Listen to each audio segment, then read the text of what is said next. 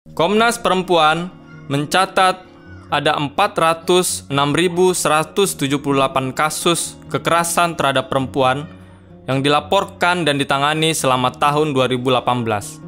Angka ini naik sebanyak 348.466 kasus dari tahun sebelumnya. Pelaku kekerasan seksual yang paling tinggi adalah orang terdekat, seperti pacar, ayah kandung, ayah tiri, dan keluarga lainnya. Seorang anak di Bandar Lampung diperkosa oleh ayah kandungnya sendiri selama 13 tahun sejak usianya 10 tahun. Korban dipaksa dan diancam menggunakan pisau, akan ditusuk apabila menolak kemauan ayah kandungnya. Seorang dosen di salah satu universitas negeri di Semarang melakukan pelecehan seksual terhadap beberapa mahasiswanya. Korban mengalami trauma, tapi kampus justru menekan korban dan melindungi pelaku demi nama baik kampus. Dosen tersebut masih berkeliaran di kampus. Seorang mahasiswi di salah satu universitas negeri di Medan menjadi korban pelecehan seksual, bahkan hampir diperkosa oleh dosennya. Saat ini, korban bahkan takut kepada bapak kandungnya sendiri karena mengalami trauma. Halo teman-teman, ini adalah podcast pertama LBH Semarang. Memang podcast pertama ini harus kita buka dengan sesuatu yang agak menyeramkan gitu ya. Dan itu tergambar dari narasi yang teman-teman dengarkan sebelumnya di awal. Narasi yang teman-teman dengarkan di awal itu adalah bagaimana gambaran kecil peristiwa atau gambaran kecil kekerasan seksual terhadap perempuan di Indonesia. Saya sampaikan itu adalah gambaran kecil karena kenyataannya apa yang terjadi jauh lebih besar daripada apa yang disampaikan dari narasi yang tadi teman-teman dengarkan. Teman-teman sampai saat ini mungkin berpikir bahwa pandemi ini membuat angka kekerasan seksual terhadap perempuan itu menurun karena semua orang di rumah saja, gitu ya. Tapi ternyata nggak begitu kenyataannya. Jadi kekerasan seksual itu memiliki ruang yang sangat besar. Bahkan tanpa ruang pertemuan fisik, kekerasan seksual bisa terjadi. Dan itu yang terjadi selama masa pandemi, di mana berdasarkan laporan yang diterima satu lembaga yang biasanya mereka pada tahun-tahun sebelumnya menerima laporan itu 2 kasus. Pada masa pandemi ini mereka menemukan 4 laporan yang modusnya adalah korban adalah remaja yang menjadi korban dari pornografi atau diminta untuk mengirimkan gambar-gambar dirinya tanpa busana misalkan, dan kemudian remaja ini diancam akan disebarkan fotonya kemudian apabila dia tidak mengirimkan gambar lagi. Nah, itu praktik-praktik selama pandemi yang banyak sekali terjadi. Nah, Damar Lampung itu mencatat ada 4 aduan soal kasus itu. Dalam narasi yang teman-teman tadi sempat dengarkan, Komnas Perempuan itu mencatat ada 46.000 kasus kekerasan seksual terhadap perempuan. Itu yang tercatat, itu yang terlaporkan. Biasanya yang tidak terlaporkan itu jumlahnya 3 bahkan 4 kali lipat dari apa yang dilaporkan. Belum lagi akses orang untuk melaporkan dan kesadaran orang untuk melaporkan itu juga belum tinggi. Teman-teman juga tadi mendengar bagaimana kekerasan seksual terjadi di kampus yang selama ini dipandang sebagai kampus, sebagai ruang yang aman untuk belajar. Tapi ternyata predator ada di sana dan dilindungi oleh kampus. Kawan-kawan juga mungkin sempat baca di Tirto.id, kombinasi dengan beberapa media berita juga mencatatkan peristiwa kekerasan seksual yang dialami oleh seorang perempuan di di gereja Katolik yang akhirnya itu tidak diungkap dan lebih memilih untuk melindungi pelaku. Tidak hanya di gereja Katolik, di pesantren, di kampus, di sekolah itu terjadi. Sehingga kenapa tidak ada ruang aman itu ya? Kenapa sama sekali tidak ada ruang aman untuk orang bisa bebas dari kekerasan seksual? Bahkan dalam ruang-ruang yang dianggap sebagai ruang-ruang aman dan ruang-ruang mulia. Nah, hari ini, sore ini gitu ya, kita akan coba membahas itu. Kenapa itu bisa terjadi gitu? Bagaimana itu bisa terjadi? Lalu kita mau ngapain gitu? Bersama dengan saya Cornel Gea, saya moderator kondang gitu ya. Jam terbangnya udah tinggi gitu ya. Boleh lah ya, Pak videografer, saya menyombongkan diri ya. Jarang soalnya saya dipuji gitu ya. Ya, saya akan mengajak teman-teman untuk menyeberang ke masa lalu atau masa lampau tentang kekerasan seksual ini saat ini, dan mengajak teman-teman juga untuk membawa teman-teman ke masa yang akan datang, kondisi yang kita inginkan terkait perlindungan perempuan dari kekerasan seksual. Di sebelah saya sudah ada Ibu Eti. Halo Bu Eti. Oh, halo Pak Cornel. Selamat sore. Sore. Ini pertama di podcast ya Ibu ya? Iya, pertama. Iya, Ibu Eti sering ngobrol dengan anak-anak muda, anak-anak tua juga, orang tua ya maksudnya ya. Orang tua juga terkait advokasi kekerasan seksual, termasuk advokasi untuk pengesahan rancangan undang-undang penghapusan kekerasan seksual. Walaupun memang ini the first time in podcast ya. Ya, LBH Semarang pertama. Ya, kita akan dipandu oleh Bu Eti untuk bisa memahami bagaimana kekerasan seksual, khususnya juga memahami bagaimana kondisi perlindungan kekerasan seksual di Jawa Tengah, begitu. Nah, yang pertama mungkin teman-teman akan bingung atau teman-teman ingin menetapkan satu titik adalah sebenarnya kekerasan seksual itu apa, Bu Eti? Ya, jadi ini ya, sebelum menjawab pertanyaan dari Cornel, apa sih sebenarnya kekerasan seksual?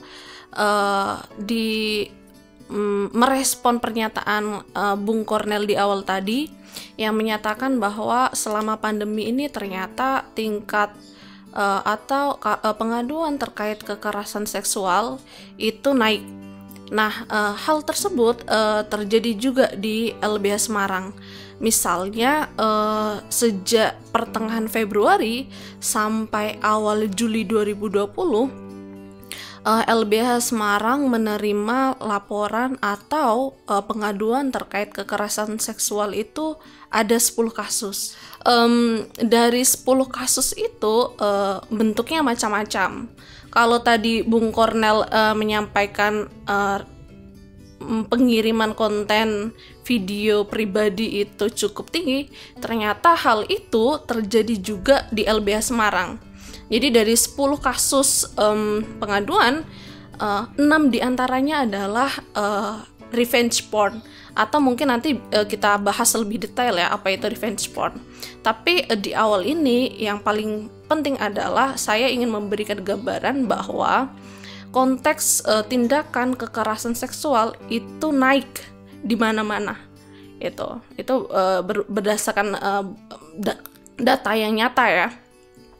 Nah, selanjutnya kalau ditanya apa sih kemudian kekerasan seksual?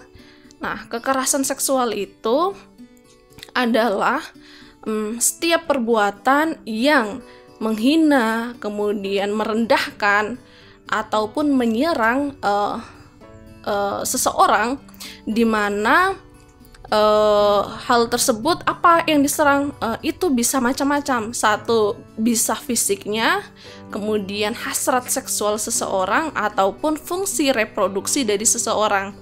Nah, kemudian perbuatan tersebut dilakukan tanpa adanya satu persetujuan dari orang tersebut, sehingga pun kalau ada persetujuan itu bukan berdasarkan kehendak bebas dari orang tersebut, di mana perbuatan tersebut itu itu menimbulkan akibat atau bahkan berpotensi menimbulkan akibat baik secara fisik, kemudian secara psikis atau secara seksual, bahkan kerugian secara ekonomi, budaya, sosial, dan politik orang tersebut. Nah, konteks kekerasan seksual atau bagaimana kita mendefinisikan kekerasan seksual itu tadi. Jadi spektrumnya cukup luas. Kenapa? Karena memang perbuatan itu barangkali tidak dilakukan secara fisik atau nyata ya, tapi penderitaan yang diterima oleh korban atau kesengsaraan yang diterima oleh korban itu bisa menjadi satu mimpi buruk yang nggak akan pernah hilang di sepanjang hidupnya. Kira-kira begitu, Bung gitu ya, Bu, ya? Itu bisa saja bentuknya bisa trauma, kemudian depresi, bahkan stres. Dan yang paling parah adalah ketika orang korban kekerasan seksual ini memilih untuk bunuh diri karena sudah tidak mampu lagi menahan kesengsaraan, penderitaan yang diakibatkan oleh perbuatan orang lain tadi, gitu. Oke, satu mungkin ya yang perlu jadi catatan buat saya pribadi gitu ya, waktu tadi dengar penjelasan soal apa itu kekerasan seksual adalah dampak yang begitu besar dari kekerasan seksual. Bisa sampai membuat orang untuk bunuh diri.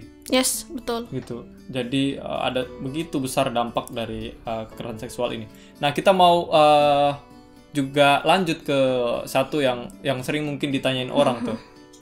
Apa aja sih sebenarnya bentuk-bentuk kekerasan seksual ini? Supaya orang bisa paham tuh, oh ini saya diginikan, berarti saya sedang menjadi korban kekerasan seksual. Begitu. Gimana Bu Eti? Ya, memang ketika kita berbicara tentang bentuknya apa sih dari kekerasan seksual itu, hal yang paling bisa kita lihat dan paling mudah kita pahami dalam contoh sehari-hari ini misalnya. Saya mungkin bisa memberikan contoh berdasarkan kasus yang akhir-akhir ini viral ya. Misalnya ada seorang siswi yang sedang pulang sekolah, kemudian dipegang payudaranya, apakah itu bagian dari kekerasan seksual atau tidak? Itu yes, itu iya. Kenapa? Karena tindakan tersebut dilakukan untuk atau menyerang ataupun itu menghina ya, menghina kondisi atau martabatnya si perempuan anak ini. Gitu. Jadi hal tersebut masuk dalam kategori kekerasan seksual. Grepe gitu ya, Bu? Ya, kalau grepe kan nggak hanya di payudara tuh. Oh, iya. Tapi kalau yang aku bilang tadi itu satu contoh yang itu viral kemarin kan. Begal payudara itu atau biasa kita dengernya dengan begal payudara. Nah, selain itu yang tadi saya sebutkan di awal, revenge porn atau non consensual intimate image itu apa sih? Nah, ini nih yang sedang rame, sangat booming atau rame dan banyak sekali pengaduannya di LBH Semarang. Dan bahkan di tahun ini terkait kasus revenge porn atau non consensual intimate image itu adalah kasus tertinggi pengaduannya. Nah, itu apa? Nah, jadi memang revenge porn itu dilakukan karena ini ya, ada upaya atau tindakan balas dendam gitu, balas dendam porno. Tapi konteks perbuatannya adalah biasanya si pelaku ini meminta konten-konten pribadi si korban, kemudian dia mengancam akan menyebarkan konten tersebut ketika si korban ini tidak mengikuti perintah atau kemauan. Gimana? Konten pribadi yang kayak gimana? Nah, sekarang kita ngomong gini, konten pribadi yang dimaksud itu seperti apa? Konten-konten yang itu sangat intim buat seseorang. Bisa misalnya dengan permintaan mengirimkan foto atau video payudara. Atau kemudian foto atau video yang menunjukkan alat kelamin atau kemaluan seseorang. Nah itu 6 kasus itu serupa. 6 kasus diterima selama pandemi ya di LBH Semarang. Dan itu kalau kemudian kita ngomong korbannya ini beragam ya. Jadi ada yang usia 17 tahun, ada yang usia 22 tahun, ada yang usia 27 tahun.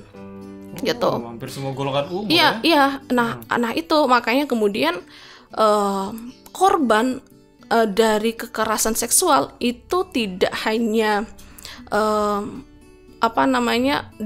dialami oleh mereka yang bagian tubuhnya sudah memperlihatkan bagian yang menonjol. Misalnya seperti itu ya. Jadi memang di usia 17, di usia 22 tahun, ini kan usia-usia yang bisa dikatakan orang itu yang mau saya katakan adalah usia korban ini adalah usia di mana seseorang bisa cukup matang untuk mengambil keputusan atau tindakan. Tetapi ternyata mereka pun ketika menjadi korban kekerasan seksual, mereka kemudian tidak mampu untuk melawan pelaku gitu. Alasannya banyak hal ya. Misalnya yang paling sering terjadi itu peristiwa pengancaman itu dibarengi dengan pengancaman penyebaran konten pribadi itu dibarengi dengan ancaman yang lain. Gitu. Misalnya karena si ini atau si A itu pernah melakukan hubungan persetubuhan, saya akan menyampaikan ke orang-orang terdekatmu kalau kamu pernah melakukan demikian. Dibuktikan dengan gambar. Dibuktikan bisa dengan gambarnya dan video. Jadi alasan tersebut itu yang digunakan secara terus-menerus oleh pelaku agar kemauan pelaku itu tetap dituruti oleh korban. Dia jadi korban berulang kali berarti. Yes, betul. Dan sepanjang dia menjadi korban kekerasan seksual, dia ternyata tidak cukup punya daya, dia tidak cukup punya energi atau tenaga atau keberanian untuk speak up tentang kondisi tersebut. Kenapa? Ternyata banyak masalahnya. Hal tersebut bisa karena satu, kalau kita mau jujur, masyarakat kita masih sangat kental dengan budaya menyalahkan korban atau victim blaming. Ya, jadi kalau ada apa-apa si perempuan dulu yang akan disalahkan. Pakaianmu yang begitu. Ya, gitu ini salahmu. Kenapa kamu berpakaian seperti itu? Nah, korban-korban ini menjadi semakin ketakutan. Sudah dia jadi korban, kemudian dikorbankan lagi di tengah kondisi masyarakat yang seperti ini. Akhirnya dia takut untuk speak up juga ya. Ya, dia semakin takut speak up, kemudian angka kekerasan itu akan semakin naik karena pelaku nggak pernah ditindak. Ya. Bisa dibilang mungkin dengan kultur yang begitu justru pelaku itu dilindungi ya. Iya, meskipun tidak secara langsung langsung. Ya. Dan itu menyuburkan praktik-praktik serupa terjadi. Iya. Dan itu membuat keberulangan karena yang pertama pelaku tidak ditindak, si korban tidak berani speak up, artinya dia tidak mungkin melaporkan tindakan kekerasan seksual yang dia alami. Akibatnya si pelaku akan semakin merajalela dalam tanda kutip ya, untuk melakukan tindakan kekerasan, sehingga ada keberulangan baik di korban yang sama maupun korban yang berbeda gitu. Pantes ya, kayaknya dulu juga saya sempat dengar satu kasus begitu ya, di mana ketika si korban mengancam akan melaporkan, malah si pelaku percaya diri bilang laporkan aja gitu ya. Iya betul. Brengsek kamu ya mas. Iya. Brengsek kamu. Jadi memang kenapa sampai kemudian pelaku sepercaya diri itu? Yang pertama, kalau itu adalah konteksnya korban kekerasan seksual itu belum diatur di dalam peraturan hukum kita, misalnya di KUHP. Yang udah diatur itu kan perkosaan, kemudian pencabulan.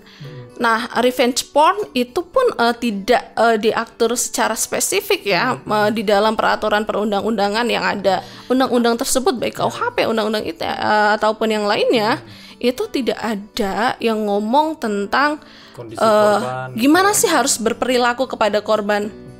Korban itu harus diapain sih?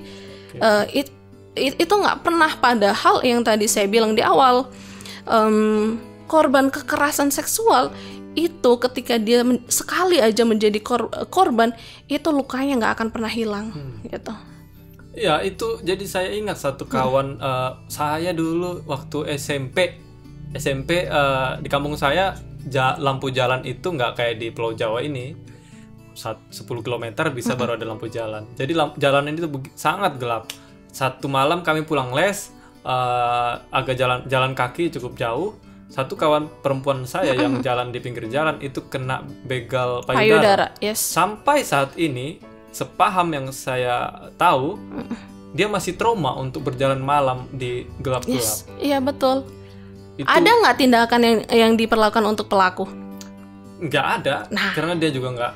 Pertama itu memang nggak ada, dan akhirnya dia tidak tahu bagaimana memulihkan itu pun dia nggak tahu. Ya, betul sekali, Bung Kornel. Jadi memang korban ini sudah jatuh ditimpa tangga dan ditabrak motor. Waduh. Jadi korban kekerasan seksual yang ada, yang kita dampingi atau yang ada, baik yang kita dampingi atau yang tidak kita dampingi, itu berada dalam kondisi yang demikian, gitu. Jadi udah mau lapor peraturan yang kemudian menyasar secara langsung itu tidak ada. Kemudian pun kalau ngomong berbicara pengalaman, ketika LBH Semarang hendak melakukan pelaporan terhadap pelaku yang melakukan perkosaan, aduh, itu luar biasa ya perjuangan yang harus dilakukan. Hal yang mau saya sampaikan adalah ketika pun, jadi gini, perkosaan itu kan diatur dalam KUHP atau Kitab Undang-Undang Hukum Pidana kita. Nah, tapi proses agar pelaku ditindak itu butuh proses yang sangat panjang, butuh proses yang sangat melelahkan. Iya, betul. Jadi korban belum dipulihkan, korban bahkan di pengalaman LBH Semarang, korban dikorbankan lagi dengan menuduh kenapa kamu melakukan hubungan seksual. Iya, disalahkan lagi, dan itu dilakukan oleh anggota kepolisi saat itu ya. Korban dipaksa untuk memilih salah satu pelaku yang melakukan perkosaan karena si korban ini sudah terlanjur hamil. Itu. Jadi polisi malah meminta korban memilih salah satu untuk dari laki-laki gitu, itu untuk bisa dinikahi karena sudah terlanjur hamil. Ya, gitu. Jadi posisi korban kekerasan seksual yang ada itu seperti itu. Pantes waktu itu saya lihat catatan Komnas Perempuan kalau nggak salah ya, lebih dari 50% kasus yang masuk ke kepolisian soal pelecehan seksual itu berhenti di tengah jalan. Dia nggak lanjut. Alasannya karena kesulitan mencari alat bukti dan macam-macamnya. Gitu. Itu betul. Iya. Jadi tadi saya dengar pengalaman Bu Eti, sulitnya dengan instrumen hukum yang ada begitu ya, untuk bisa memperoleh keadilan bagi korban. Nah, kira-kira Bu Eti, kalau saya atau teman saya menjadi korban, apa yang bisa kami lakukan dengan kondisi keterbatasan instrumen hukum saat ini? Apa sih yang harus kita lakukan ketika kita atau orang terdekat kita itu jadi korban? Jadi hal pertama yang perlu dilakukan menurut saya ketika melakukan pendampingan terhadap korban kekerasan, ini mulailah bercerita dengan atau kepada orang-orang terdekat korban. Berbagilah, berbagi cerita, berbagi beban, curhat ke siapapun, yang penting dia adalah orang yang kamu percaya. Itu satu poin yang akan membuat kamu lebih lega, lebih nyaman. karena kamu akan merasa Membagi bebanmu, beban ya? bebanmu akan terbagi gitu. Nah kemudian setelah itu apalagi nih yang bisa dilakukan? Nah seringkali kalau misalnya gini, kalau dia adalah korban kekerasan seksual atau revenge porn yang tadi saya jelaskan, itu kan biasanya konten pribadinya dia itu kan udah tersebar tuh di media sosial atau di internet atau di online atau dimanapun itu. Hal kedua yang harus dilakukan adalah nonaktifkan dulu aja deh media sosial. Interaksi kita melalui media sosial itu akan cenderung terus mengingatkan kita, itu akan membuat kita teringat peristiwa tersebut, melihat lagi. Traumanya terulang ya? Yes, iya, trauma itu akan teringat buat si korban. Maka dari itu udah deh, ini dulu tarik diri dulu dari media sosial aktivitas itu ya? bermedia sosial. Nah, kemudian apalagi nih yang bisa dilakukan? Jadi gini, jadi ketika korban sadar atau ketika korban tahu ternyata konten pribadinya itu udah disebarkan oleh orang lain, itu penting banget buat korban untuk mendokumentasikan. Menyimpan histori itu ya? Iya, betul. Maksud saya bukti-bukti bahwa tindakan atau perilaku kekerasan seksual yang dia alami itu bisa menjadi salah satu bukti ketika akhirnya dia berkeinginan untuk melanjutkan istilahnya melaporkan tindakan tersebut kepada pihak yang berwajib. Itu opsional ada sih. Bukti ya, dia. Itu bisa kayak bukti chat yes, gitu ya. Bisa bukti chat, bukti screen capture, fotonya dia yang diupload. Atau apapun itu, foto atau video itu di screen capture, kemudian itu dikumpulkan dan sekali lagi itu opsional ya, tapi itu jadi hal yang penting banget ketika kamu hendak melakukan pelaporan ke pihak berwajib. Karena balik lagi di hukum kita ya, proses satu dugaan tindak pidana itu harus dibuktikan. Harus ada alat bukti ya? Iya betul. Jadi harus ada alat buktinya gitu yang membuktikan memang dia adalah korban kekerasan seksual. Iya betul. Nggak ada itu nggak bisa lanjut ya? Berat ya? Ya, sangat sulit gitu. Kemudian coba ini, kalau kamu merasa stres, merasa depresi, merasa sering Mbak saya depresi. Korban kekerasan seksual Pak Cornel. Soal akhir bulan. Ya, ketika kamu jadi korban kekerasan seksual dan kamu depresi, kamu merasa hidupmu nggak berarti lagi, coba deh ini. Coba ketemu dengan atau ikuti forum-forum penyintas. Ya, jadi hari ini itu para penyintas korban kekerasan seksual itu cukup berani untuk berkomunitas gitu ya. Kemudian melakukan diskusi-diskusi webinar, itu cukup masif dan itu ada gitu loh. Itu penting banget ya Mbak. Itu penting banget karena kekuatan penyintas ketika dia berhasil keluar dari zona yang tidak nyamannya dia, itu akan menjadi motivasi buat korban lainnya. Cerita yes. Cerita orang yang berhasil menghadapi struggle betul, itu. Betul, Bung Jadi Cornel. motivasi ya untuk dia bisa melewati masa sulit itu juga. Nah, terus ada satu hal lagi nih yang penting. Apa tuh Mbak? Coba juga datengin psikolog. Kalau kamu memang benar-benar udah mau melakukan aktivitas apapun, kamu udah nggak sanggup lagi tuh, udah depresinya berat, kemudian merasa ketakutan, dan kamu butuh tenaga ahli, coba datengin psikolog gitu.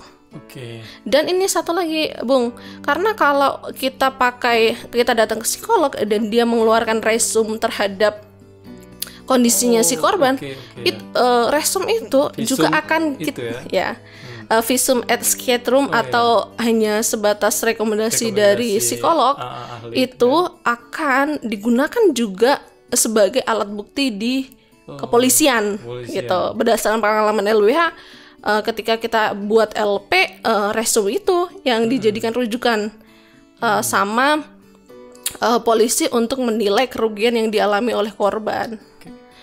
Nah, selain itu apalagi? Jadi gini, kita tahu bahwa tindakan kekerasan seksual itu sebagiannya adalah memang sudah diatur di dalam Kitab Undang-Undang Hukum Pidana atau KUHP, dan itu urusan hukum lah. Ya, itu urusan hukum yang ketika kamu pengen kasus itu ditindak oleh yang berwajib, kamu butuh banget bantuan teman-teman pengada layanan atau LBH pendamping hukum ya. Yes, betul. Tentu aja pastikan LBH yang kamu datengin itu adalah LBH yang mereka memang concern di isu perempuan, atau mereka memang punya perspektif gender yang baik. Gitu. Menghindari dia jadi korban lagi ya. Betul sekali. Nah, terus hal yang terakhir nih yang barangkali bisa dilakukan adalah, jadi gini, korban kekerasan seksual pada satu kondisi merasa bahwa dirinya itu adalah orang yang udah nggak berharga karena konten pribadinya dia sudah tersebar, atau kemudian dia sudah pernah jadi korban perkosaan. Dia merasa bahwa dirinya adalah itu sesuatu barang yang rusak, yang nggak berharga dan lain sebagainya. Penerimaan terhadap diri sendiri, itu membuat hidup kamu akan lebih nyaman, gitu. Satu tindakan yang ngebuat kamu jadi korban kekerasan seksual itu nggak ngebuat diri kamu jadi orang yang nggak bernilai. Kamu tetap orang yang bernilai dan berharga, gitu. Iya, benar. Nah, beberapa cara tadi beberapa mudah untuk diakses, misalkan teman untuk bercerita itu mungkin orang bisa akses.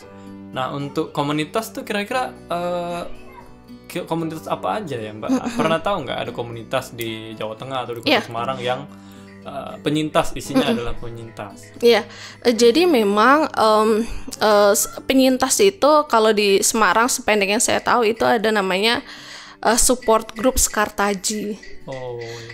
Dia isinya itu orang-orang penyintas yang berhasil struggle, dan buatku mereka adalah pemenang ya.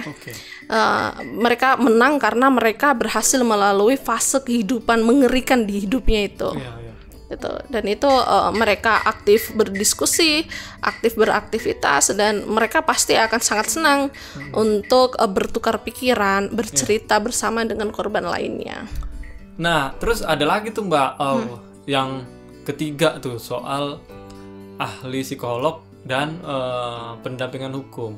Saya pernah recheck gitu ya, berapa yang harus saya bayar untuk mendapatkan satu kali konsultasi yang itu cuma 1 sampai 2 jam. Itu bisa 300.000. Lumayan ya? Iya, itu sangat lumayan. Itu banyak Mbak untuk 1-2 jam itu. Nah, untuk orang-orang seperti saya dan mungkin teman-teman lain tuh gimana caranya supaya kami tetap bisa memperoleh akses itu? Nah, memang jadi untungnya di Jawa Tengah ini ada beberapa lembaga seperti LBH Semarang, kemudian ada LRSI KJ-HAM, kemudian ada kawan-kawan SPEK-HAM di Solo, dan juga teman-teman forum pengada layanan. Nah, kamu bisa datang ke sana untuk berkonsultasi dan bahkan meminta rujukan untuk bisa ke psikolog. Gitu. Berarti saya sekaligus mendapatkan bantuan hukum sekaligus untuk rujukan akses ke psikolog. Nah, makasih Mbak Eti, cukup jelas. Nanti kira-kira kalau saya dan teman-teman jadi korban harus ngapain dan harus kemana. Nah, ada satu kasus yang viral banget. Saya lihat itu di tautan Twitter, dan itu sudah di-retweet banyak sekali orang dan menyita banyak perhatian, sampai artis juga concern soal itu. Nah, itu kasus fetis jari. Gimana Mbak Eti melihat itu dan bagaimana kasus itu? Nah, jadi memang kalau teman-teman mengikuti keviralan berita itu, viral banget Mbak. Yang sangat viral sekali, teman-teman bisa lihat kan, korbannya adalah seorang lelaki. Betul.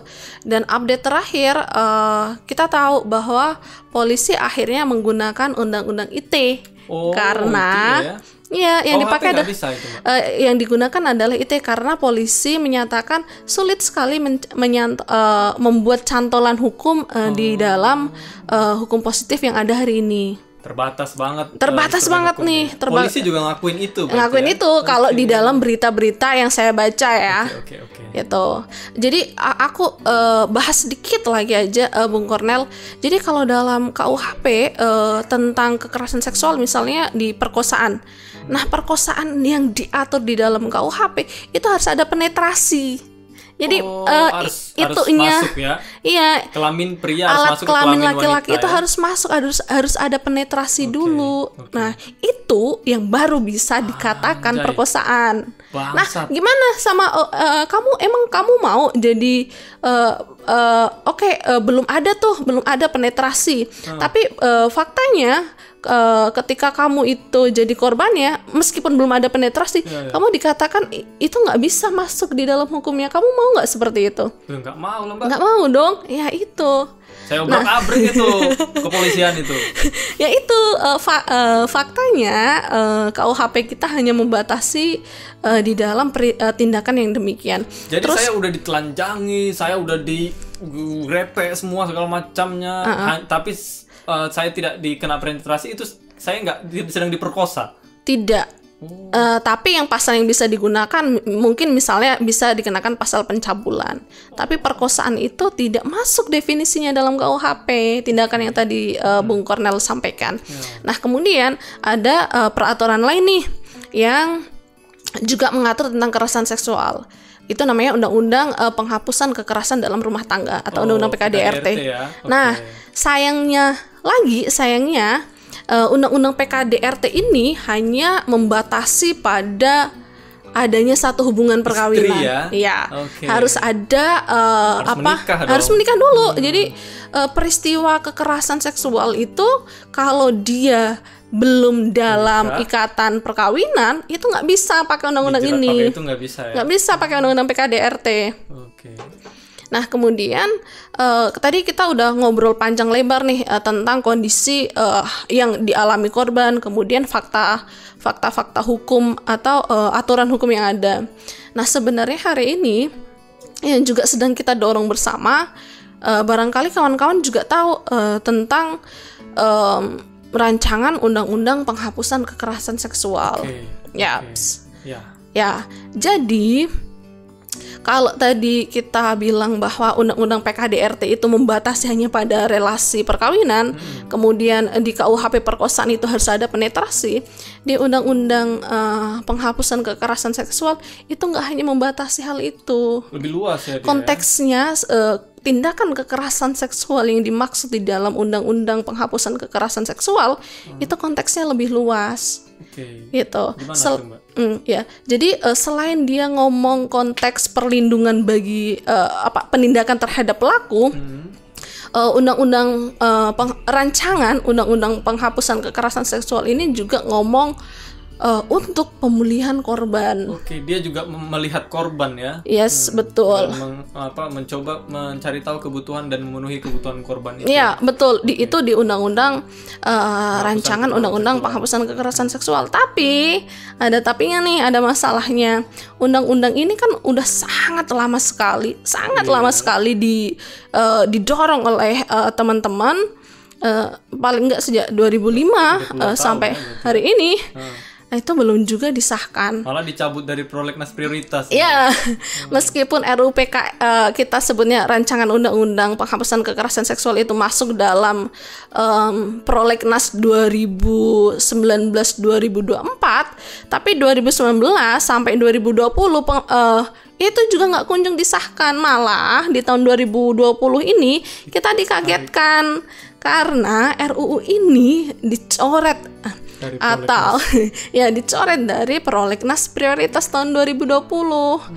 Gitu. Jadi lagi-lagi korban yang tadi sudah jatuh tertimpa tangga ditabrak motor disuruh sabar lagi karena mau nggak mau, karena ini adalah produk legislasi, mau nggak mau kita harus tetap menunggu karena proses penyusunan peraturan perundang-undangannya menyatakan demikian. Kita harus bersabar lagi.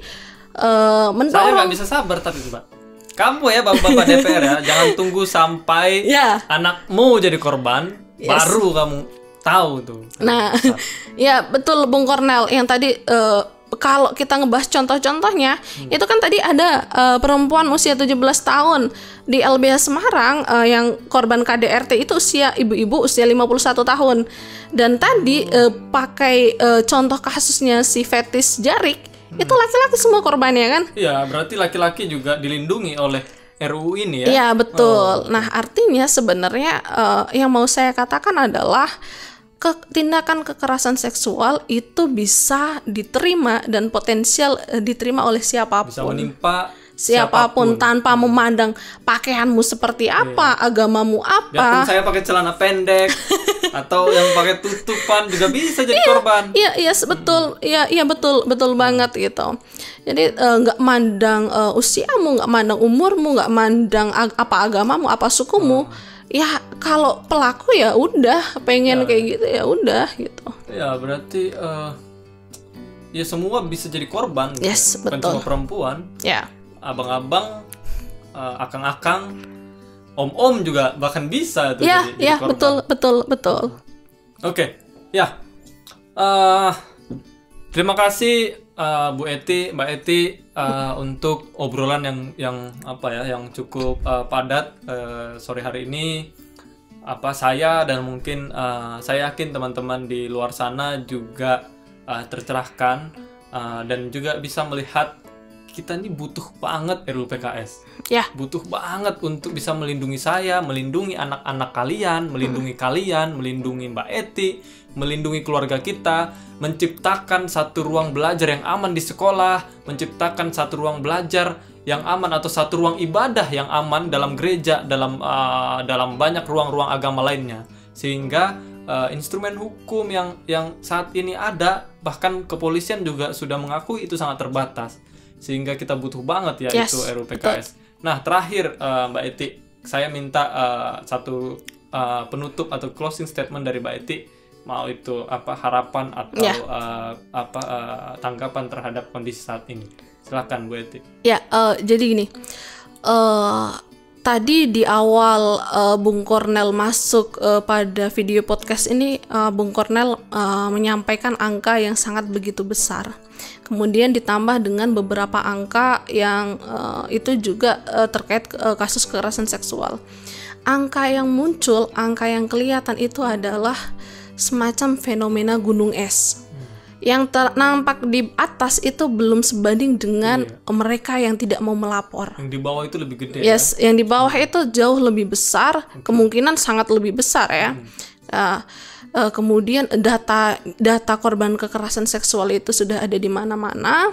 Nah, artinya sekarang mari kita bergandengan tangan, kemudian berupaya bersama untuk mendorong pengesahan rancangan undang-undang kekerasan seksual, karena itu dibutuhkan banget sama korban. Nah, satu lagi buat para anggota dewan yang duduk di kursi di Senayan, dengarkan. Jangan lupa kalau Anda duduk di sana karena suara rakyat.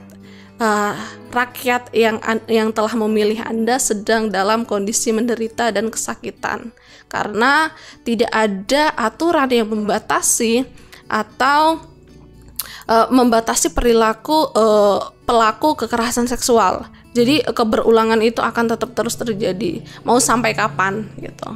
Jadi udah nggak bisa kita ngomong hanya ini hanya kepentingannya 1-2 orang, ini kepentingan semua orang. Gitu. Terima kasih Bung Kornel. Oke, terima kasih Bu Eti untuk obrolan kita sore ini. Terima kasih juga untuk seluruh kawan-kawan yang masih setia mendengarkan podcast kita sampai hari ini. Saya mengucapkan terima kasih dan tetap berjuang untuk pengesahan RUU PKS.